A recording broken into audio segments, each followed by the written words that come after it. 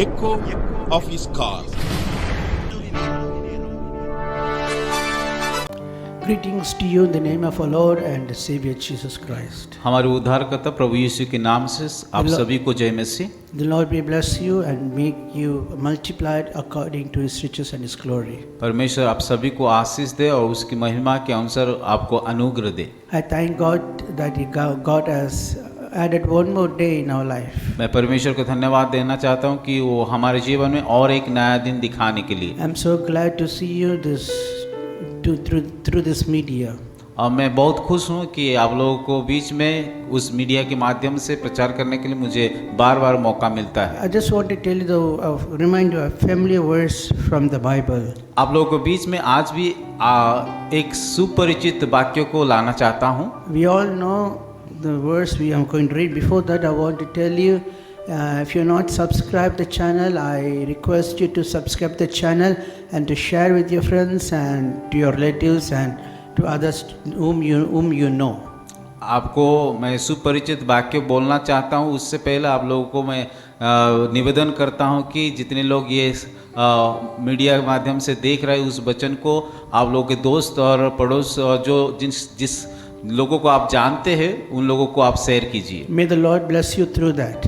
परमेश्वर उन वचन के द्वारा उन लोगों को भी आशीष देंगे। Because through that many can see and watch the YouTube channel. उसके द्वारा बहुत सारे लोग भी देखेंगे और आशीष भी पाएंगे।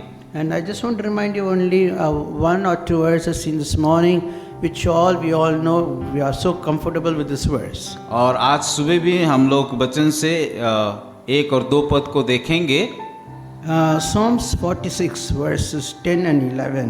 और जिसको हम पाते हैं वचन संहिता उसका 46 का 10 और 11 पद में। Be still and know that I am God. I will be exalted among the nations. I will be exalted in the earth. The Lord of hosts is with us. The God of Jacob is our refuge. चुप हो जाओ और जान लो कि मैं ही परमेश्वर हूँ। मैं जातियों में महान हूँ, मैं पृथ्वी भर में महान हूँ। सेनाओं का यहोवा हमारे संगे, याकूब का परमेश्वर हमारा ऊंचा गढ़ है। The word of says in 10th verse, be still and see still. It says be still. और यहाँ पे कि 10 पद में इस प्रकार लिखा गया है कि चुप हो जाओ।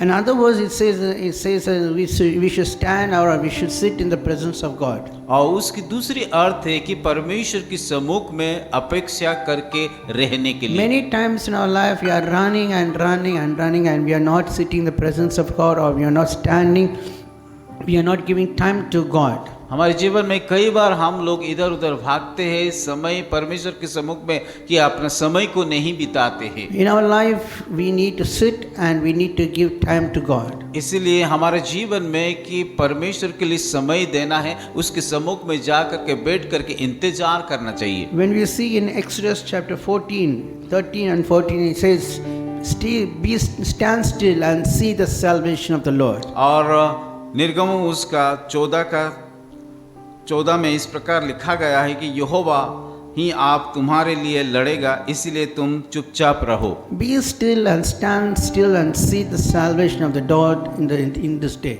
तुम चुपचाप रहो क्योंकि परमेश्वर तुम्हारे लिए युद्ध करेगी। Whatever the situation you might be facing tonight, I tell you, be still and see the salvation of the Lord. आज जो भी परिस्थिति में हो करके आप लोग गुजर रहे कि हम लोगों को ये जानना है कि हमें चुप रहना, क्योंकि परमेश्वर हमारे लिए युद्ध लड़ रहे हैं। I don't know what situation you're going through. I tell you, be still and the salvation of the Lord will cover you and lead you according to His will and according to His riches and His glory. और मुझे मालूम नहीं आप लोग किस प्रकार का परिस्थिति में हो, पर इतना जान लीजिए कि परमेश्वर आप लोगों के लिए युद्ध कर रहे, वो लड़ रहे, वो हमें विजय देंगे। Because this is the day that the Lord has made for each one of us. क्योंकि आज का दिन परमेश्वर ने बनाया है। Shall we all close our eyes and shall we look upon the Lord's आइए face this हम morning? अपने आंखों को बंद करेंगे और परमेश्वर के सम्मुख में जा करके प्रार्थना करेंगे। Our heavenly gracious heavenly Father, we come to the grace of throne.